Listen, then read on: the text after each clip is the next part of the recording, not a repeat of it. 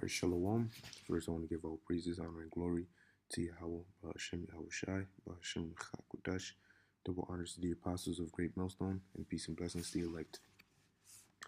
This is an article that I came across. Okay, it says January 15th, 2019. All right, it says 30,000 Los Angeles teachers go on strike over pay. All right, it said the second largest school district in the U.S. was paralyzed as 30,000 Los Angeles, California teachers went on strike for the first time in 30 years, demanding a pay raise. Some 480,000 children were affected. Now, what perfect timing, right?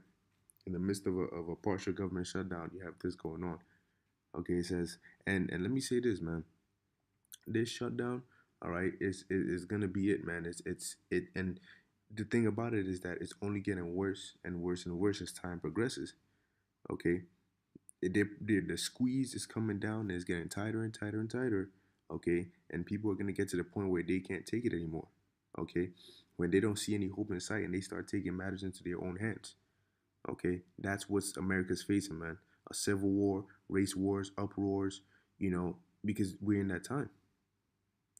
Okay, so it says thousands of teachers and union activists wearing red marched down the streets in LA in rainy weather on Monday, demanding from the district and the state to raise their pay by 6.5% immediately to fully staffed schools with librarians, nurses, counselors, and other support personnel, and to reduce class sizes. The union also wants guarantees um, that public school funding won't be affected by privatization. Now, you see what's going on in Paris with the yellow vest protesters, and now you got these teachers protesting wearing red. Okay, it's what I mean. It's uproars amongst the people all over the world. And I have another article here. All right, about people uproaring in Zimbabwe. All right, it says Zimbabwe on brink of meltdown, protests and riots as country runs out of fuel. See? So I'll get that afterwards. But hey, man, things are happening upon the earth, man. The Lord is definitely bringing that judgment. Okay, look at this. Look at this. So it says, here we are on a rainy day in the richest country in the world, in the richest state in the country, in a state that's blue as it can be, and in a city rife with millionaires, where teachers have to go on strike to get the basics for our students, said Alex Caputo Pearl, president of United Teachers Los Angeles. It says today is the beginning of a new day for our students. We are on strike because our students in our classrooms cannot wait any longer. We cannot continue on without the nurses, counselors, and librarians our students need. So we'll see where this leads to. It says the protest, and this might just spark other protests, for even other things. All right. It says the protest drew sympathy and support from Democratic politicians in the state legislature, Hollywood writers Black Lives Matter, and even from Congresswoman Alexandria Ocasio-Cortez. All right. It says, while the Los Angeles protest looks and feels much like the teacher strike in Oklahoma, Kentucky, West Virginia, and Arizona last April, there is one major difference. Unlike those states seen as important battlegrounds in the 2018 midterms, California is overwhelmingly Democrat. The Los Angeles Unified School District in the second largest is the second largest in the U.S. by the number of students, after New York City. In the 2017-2018 school year, it had a budget of $7.52 billion and employed 26,046 teachers and 34,194 other employees, including 2,465 administrators. And then it goes on. Basically. Okay, it says the impasse is this. Oh, look at that! Look at that. Governor Gavin Newsom was not happy about the strike, urging both the union and school districts to make a deal. This impasse is disrupting the lives of too many kids and their families. Newsom said on Monday, I strongly urge all parties to go back to the negotiating table and find an immediate path forward that puts kids back into classrooms and provides parents certainty. All right, because where are their kids going to be if not in the classrooms? They're going to be running around, all right, out in the streets about doing wickedness. Okay. It says Newsroom added that he has proposed a state budget that includes the largest ever investment in the LAUSD, which would pay down bills and school district pension debt. All right. So you have this going on here, and then you have this. All right. Zimbabwe on the brink of meltdown, protests and riots as country runs out of fuel. I'll read just a little bit of it. It says protesters barricaded roads and burnt tires in a suburb of Zimbabwe's capital, Harare, 2 days after President Emerson Mnangagwa announced a massive fuel price hike in an effort to stem a deepening economic crisis. And this is not the only country going through this, man.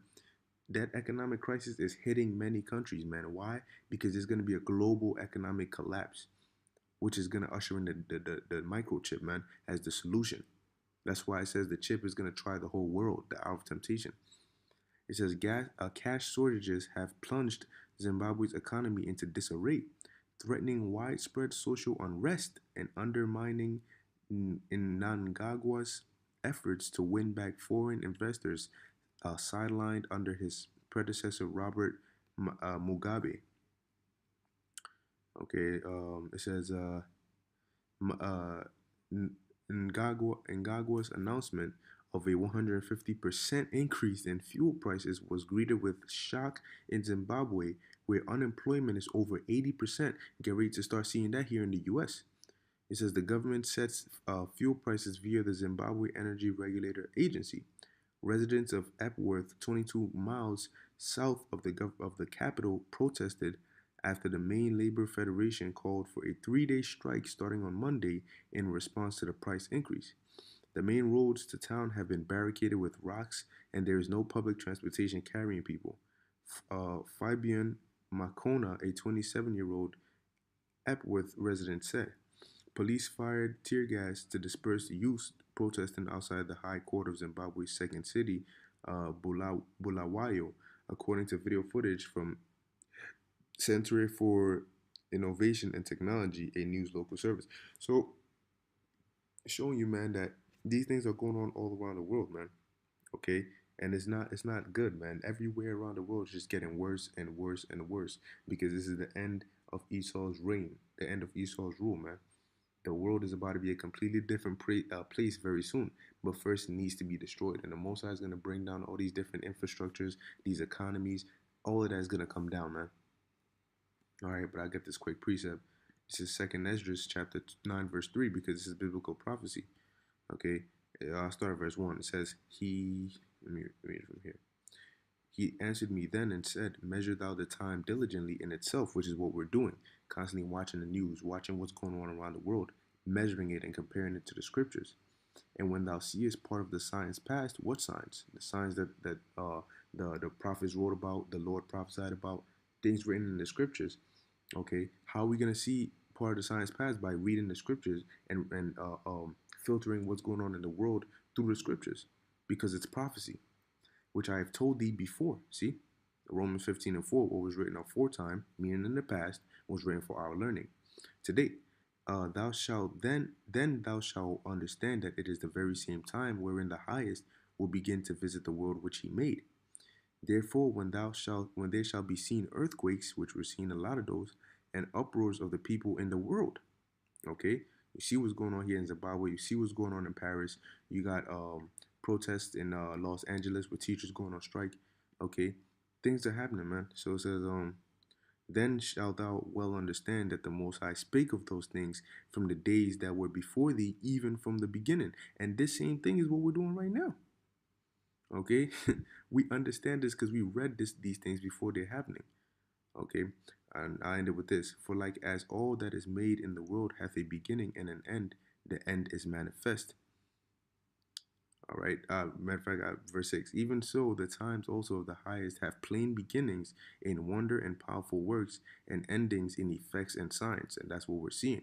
Okay. And as prophets, what? We're prophesying, warning our people, and giving the message, man. Okay. So this is just another update, man. And we're just going to see what happens as we go into February when things are really going to heat up. Okay. Things are really going to heat up, man. So we'll see what the Lord got in store for this place, man. But hey, the forecast for America is just destruction, man. Okay, so prepare for that. All right, Lola, this is edifying to the elect. I want to give all praises, honor, and glory to Yahweh, Ba'ashem Yahweh Shai, Ba'ashem Lachakwadash. Until next time, Shalom.